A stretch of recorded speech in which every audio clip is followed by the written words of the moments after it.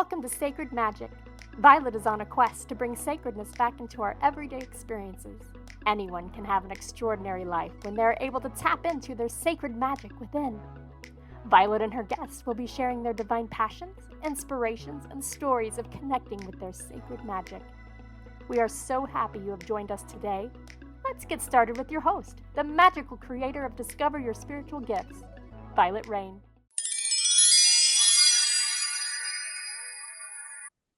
Hi, everyone. Welcome to Sacred Magic Podcast. I'm your host, Vialet B Rayne, and today's guest is Melanie Stevens. She's a spiritual teacher, Reiki master teacher, and a tarot teacher. Melanie qualified and equipped to help people develop the skills to enhance their spiritual path and live a more peaceful life. She teaches a variety of subjects, including shadow work, crystal healing, intuitive tarot reading, and past life healing. She also teaches energy healing and how to navigate the spiritual awakening and ascension. So, talk to us a little bit. What took you down this path to be a teacher? How did you connect in and start doing this work? So for me, initially, I actually had like a bit of a nervous breakdown many years ago, and I went to see a life coach who I didn't realize at the time was a spiritual life coach. I just needed help. I just felt like I hit rock bottom. I quit my job. I couldn't cope with life, and I just reached out for somebody who was recommended. She introduced me to many different spiritual concepts, spiritual teachers, authors, people like Eckhart Tolle, and different ways to manage my emotions and to help me to get more present, to feel more relaxed, to feel more peace, more serenity at a time when I was just a nervous wreck and anxiety through the roof.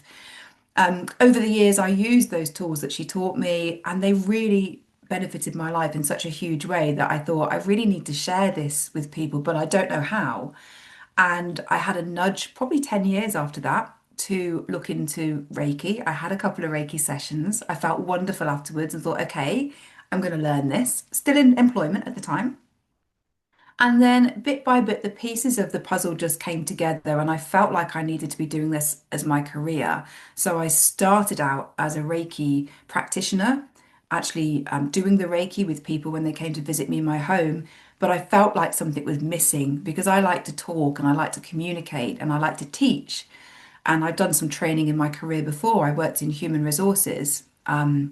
So everything kind of pointed me in the direction to use the spiritual tools I'd used and I was using for myself, but to actually teach them to people as opposed to being a therapist and delivering that energy healing, if you like, to other people. So that's what I started doing, was teaching Reiki, teaching energy healing, teaching tarot, and it went on from there. And I've got 7 courses now on Udemy, which is an international platform that hosts all my different courses.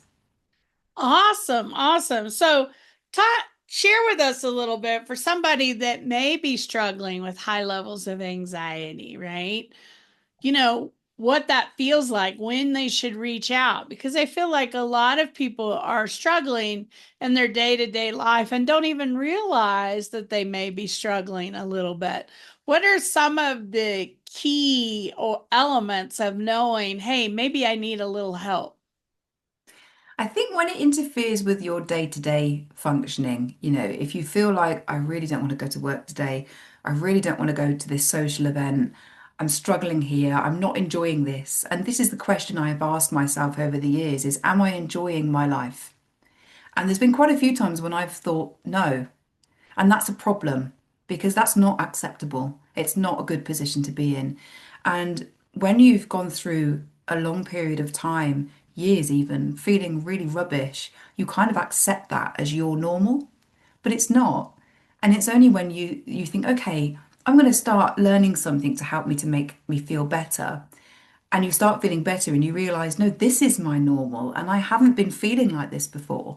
So if there's anybody who is struggling with day-to-day activities, just not wanting to do them, even if you push ahead and you do them, if there's no joy there and there's no enjoyment, then there's something you need to do about it. And there is so many modalities that you can use for yourself that you just need to experiment a little bit and find one that suits you. And if you find something that doesn't really work, that's okay. You can just leave that to one side, but don't give up, would be my advice. Find something else. If it's energy healing, if it's EFT, which is the tapping that you see people doing, it might be meditation, it might be connecting to nature, it could be anything, crystals, but something will be calling to you and will probably have always been calling to you. You just need to notice what that is and let it into your life. I love that. I love that. I had somebody once that did like a gallery with us where their guide spoke to us. And it was very interesting because their guide said, "You won the ticket to Disney World. So why do you keep picking up the trash?" I tell people all the time that we're lucky to be here at this time frame. Not every soul gets to come here. And if you're not enjoying it, if you're not living a life fully, then you're missing out on something that you really wanted.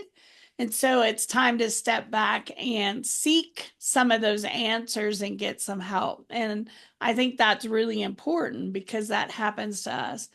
You also talk about spiritual awakening and ascension. What does that really mean for somebody listening that doesn't really understand what a spiritual awakening is, or that word ascension that we use all the time? What does that really mean? Okay, so the ascension is what we're going through now. This is why you've said this is a really exciting time to be on Earth because we are literally, our vibration as humans, all of us, is increasing. The vibration of the Earth is increasing. So that basically means it's getting faster. And with the shift in vibration that we're experiencing as a collective of humans, that will bring a lot of change. Change is rarely comfortable. So people might be thinking, well, the world doesn't look any better at the moment. How are we ascending? This feels terrible. But we need to have certain people highlight what's wrong so that we can choose differently. And they have to highlight that in quite a loud way to get people to really understand. And the awakening is when people switch on to that and say, hang on a minute, this isn't this isn't how life's supposed to be. We didn't come here to suffer. What's all this about? Why am I here? Why am I struggling? Why is anyone struggling? And we start to ask ourselves these questions. And this can be what starts the awakening. And it can come after a painful experience, the loss of a loved one, the loss of a way of life, a job, something important to us, where we suddenly feel in the pit of despair and we think, what is all this about? I haven't come here to get a job, earn some money, clear the mortgage, retire, and then die. That's not what this is all about. Who am I really? Do I die and that's it? I disappear, and we start the questions, which are endless, by the way. They never stop. No matter how many answers you get, you just find more questions. But that's the exciting bit because we're discovering that we are spiritual beings having a human experience. We're not just flesh and bone. There is energy running through us, and many of us are becoming more sensitive to that with the ascension that's happening because we're sort of becoming more soul beings and less ego driven. I wouldn't say we're becoming less human because I think to be human is something that's actually quite incredible and we don't realize the power we have, but we're not being as driven by the ego and we're starting to be a bit more driven by the heart, which causes a massive shift. And the fact that we're all going through this, whether we're aware of it or not, that's what this ascension is all about. It's happening to every living being on the planet, animals, people, everyone, and the earth herself. Everything is shifting and changing, and we will see that reflected in our external world because change starts from within. So it is super exciting, and a lot of people, from what I've heard, wanted to come here now. So we are the lucky ones. I think I agree with that. I love how you said time is getting faster because if you haven't really noticed, time is getting faster. Have you noticed how it's speeding up? And I know for years, right, as you got older, time would speed up naturally. And, before you got to 21, you felt like you were never going to get to 21. And then after you got to 21, it just kind of sped up and you're like, where did the last 10 years go? But it's really getting faster. There is this perception of what happened to the day, the week, the month, the year, right? Even if you go back and think of the period of COVID, it felt like it was a long time when you were sitting in it. But if you go back and look at it, you're like, wow, how did we spend 365 days in the house? How did we do that? I can't even, lean into that, but it happened. And it happened very quickly. It felt like it wasn't quick at the moment, but it did. And things are really speeding up and we're becoming very conscious. And I think when we talk about ego, we're really talking about that desire of material things, of I have to have a title, I have to have a job, I have to have a certain size house. All those things really aren't important in this experience as much as the relationships, following your heart and your passion, doing what you love, leaning into what feels really good. That's what this is really about. And it's shifting that track to something new. That's when you really start asking questions of, well, if I'm not supposed to have that job title, because I was in human resources too for 20 years, right? I was told that if you climb that corporate ladder, if you become that executive, if you have that car and that house, everything is perfect then. It's not. It's not. It's when you really start connecting within. So I love that. So you also talk about the clairs and our intuition. I call that our divine navigation system. Just like your car navigates you from one place to another, your divine intuition is guiding you. So share with us a little bit, somebody that's never tapped into their clairs, their intuition, their psychic senses. What is that all about? And how are people tapping in when they don't even realize that's what they're tapping into? Yeah, and I think that's interesting because I think many people are more intuitive than they realize. So, I mean, a classic example would be you think about somebody you haven't seen for ages and then they ring you or you bump into them. That is you intuitively knowing that they're going to give you a call because you've picked up on that energy. And I think that's quite a common occurrence that we kind of take for granted and think, oh, I kind of knew that was going to happen. But that seems to be happening more and more. So people might notice that happening more frequently. And it could be they haven't seen somebody for 2 or 3 years and they think of them and they go out into town and then they bump into them. It could be that intuition leads us to certain places or certain people, and things just appear in our life when we've asked for them. And we think, wow, I was only talking about that this morning, and here it is in front of me, or somebody's just offered me something and it's exactly what I wanted. That is you intuitively knowing something's coming in. So, to use your intuitive senses more, there are a whole host of different ways you can do that. One brilliant way that I teach is through intuitive card reading, where you are developing your own intuition. The cards are just providing you with a tool. They're not talking to you and giving you the answers. The answers are within you, but they reflect those answers back to you through the colors and the symbols and the people and everything that's going on the card to help you to say, oh, okay, I see this thing happening on the card. Oh, and this relates to my life and the question I was asking about. So more of us are finding our intuition has really come online, particularly the last 18 months, I would say, where things like that happen all the time. But we can develop that as well. Everybody has the ability to be intuitive. It's not a special gift. It is a natural human way of being, but we haven't been encouraged through our school life, through our home life usually, to develop that. But it's an innate ability within every person. And it's what people might call the sixth sense when you just know something, you get a hunch about something. I call them intuitive nudges, like someone's nudging me in a certain direction. And when something does pop up and we kind of knew it was coming, it's it's so exciting because you realize there is a lot of magic out there that we can tap into if we just know how. I love that. I love that. I think that's really, really important because it does happen when your senses, I always tell people you meet someone, right? A stranger that you've never met before. And let's say lots of people are really like this person or interested, but something in your body doesn't feel right. It doesn't, you can't put your finger on it. You can't explain what that feeling is, but you just feel like there's something not quite right when you meet that person. What most of us will do is go ahead and engage and get really close because other people are friends. And then all of a sudden down the road, you're like, oh, I know what that gut feeling was. I know exactly it was a warning of, and it's okay. Not everybody clicks, not everybody energetically aligns, not everybody has an experience together that they're meant to have. Sometimes we're actually retracting people in our lives as well because we're in a different place.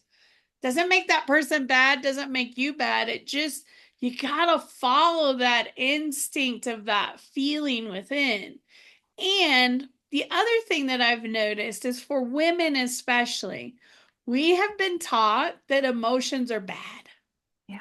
You can't be emotional. You can't express your emotions. You're not supposed to feel your emotions.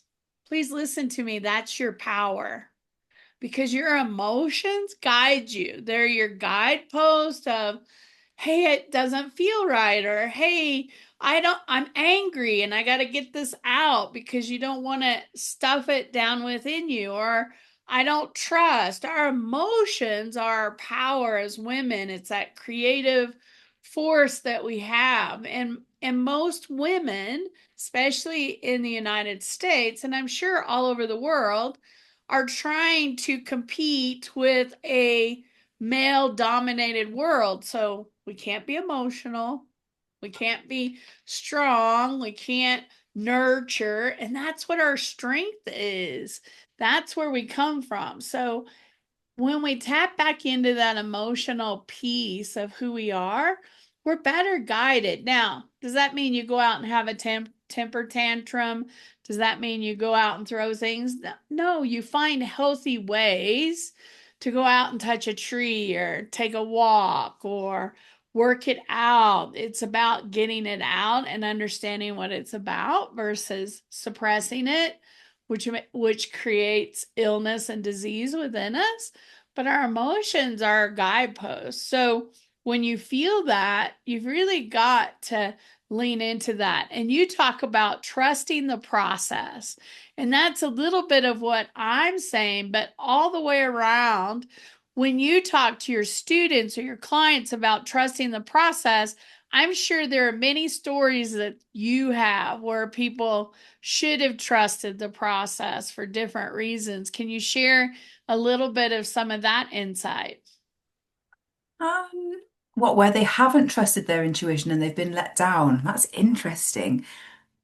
I think I mean, I hope if I'm teaching them right, most of my students do trust their instincts and their intuition. And I mean, I've got so many stories of when it's gone right, but not so many when it's gone wrong. And then you've said, I knew I shouldn't have done that. It's more, that's why I didn't do it. And that comes up a lot. I mean, my own life, a while ago, I was offered a job that really sounded too good to be true. Fantastic salary.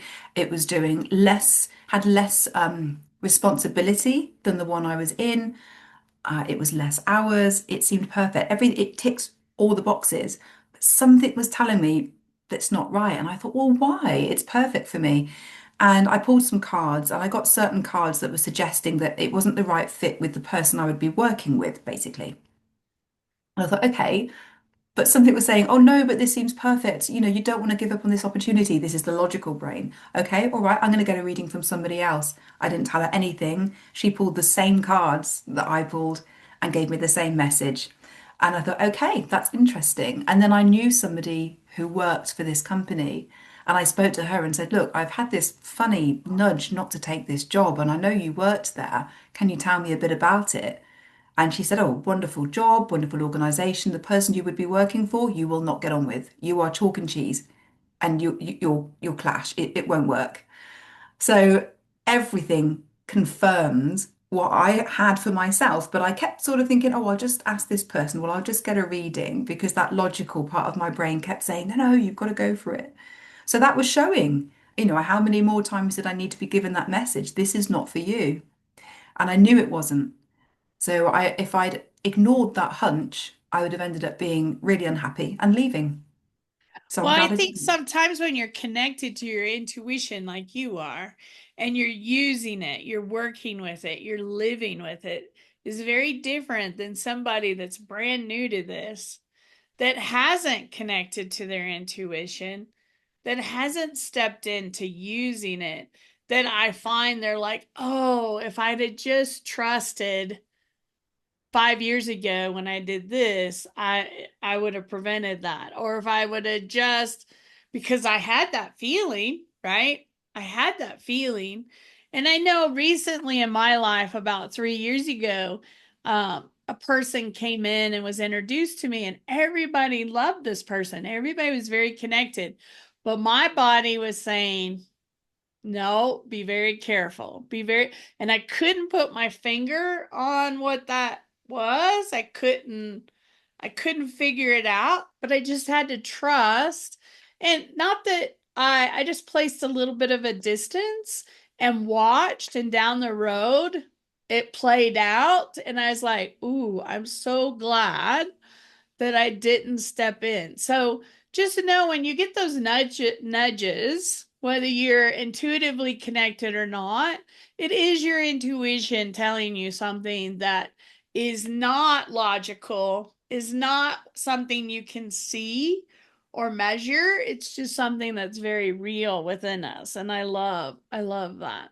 So you talk about working with your higher self. What is our higher self? And how do we work with our higher self? Okay, so the way I try and kind of get my head as a human around the higher self is that the higher self is like this big energy, and the soul that lives within us is a small piece of that energy that comes down through the dimensions, densifies, and it sits within our physical body. It's actually the soul that creates the physical body in order to have the experience of incarnation. So we create all of this. We create our name, our family, our body, everything is created by the soul. And I think many people are familiar with the soul as our true nature, as the energy that sits within the body and comes all the way around it. The higher self is the bigger version of the soul. We are a small piece of it. And other souls will come from the higher self and also have experiences, from my understanding. So the higher self is this accumulation of knowledge from all these different souls having all these different multiple incarnations. So it's like, if I'm the library book, the higher self is the whole library. I'm a small piece of it. I'm connected to it. I'm part of it, but it's much, much bigger and a vast energy being, if you like, compared to me. So I talk to my higher self like it's a separate being, because that's, as a human, makes more sense to me to feel like I'm having a literal conversation with another being. But I know I'm part of that higher self. But I get loads of advice from my higher self that I can't get from myself. So I talk to my higher self, I use the pendulum, I'll talk just channeling, I'll write down, doing automatic writing, I'll just ask my higher self to talk to me, tell me about other lives I've lived, tell me the answer to this question, what happens when we die, what's the spirit world like, talk to me about the human experience, parallel realities, reincarnation, all those exciting topics that we want answers to, that years ago I would have opened a book and found the answer there, or I'd have gone online. I've stopped doing that now because I can just get that from that higher aspect of me. I just talk to my higher self all the time. And when I am connecting, I shut my eyes and I see like electric blue, the color, and that's my higher self. That's when my higher self has stepped forward to communicate with me. And again, everybody has a higher self, just like everybody has spirit guides. And it's just that bigger, multidimensional aspect of us that we can connect to. I love that. I love that. So if somebody wanted to connect and work with you, what are some of the things that you offer? We'll have your website along the bottom of this video and in the description so that everybody can see that. But share with us a little bit, if we went to your website, what are some of your offerings? So I like to give people a taster of what it's like to work with me before they buy a course, because we buy from people, don't we? And there are people that we vibe with and there are people that we don't, and that's fine. So I've got lots of freebies on my website, free downloads teaching you how to cleanse a crystal, how to dowse with a pendulum, and some free charts you can use. So just diving into a few of the topics that I teach. Also, if anybody goes to my website and there'll be a pop-up box saying, would you like to subscribe to my newsletter? If they do that, they'll get a set of login details they can use to log into my website, and then they get free workshops with things like developing intuition, just a few little sort of ways of doing it. A free workshop on intuitive card reading, working with your spirit guides, a couple of exercises there. And then if my way of teaching resonates, then all of my courses are listed in the shop on my website. Awesome. Thank you so much for taking the time to chat with me today. Oh, thank you so much for having me on the show. It's been lovely. It's been very lovely. It's always nice to meet new people. Those that are listening, I hope you'll follow us on your favorite channel, even comment. We love to see those comments. Thank you so much. And we wish you a sacred and magical week. And I hope to see you again really soon. Thank you for joining us. To find out more about Vialet, head over to discoveryourspiritualgifts.com. You can also send a personal message to Vialet through email, violet@discoveryourspiritualgifts.com. If you love the show, subscribe to our podcast on Apple Podcasts, Google Podcasts, or Spotify. Until next time, remember, we are meant to have abundant and joyful lives. We hope to see you soon at Discover Your Spiritual Gifts.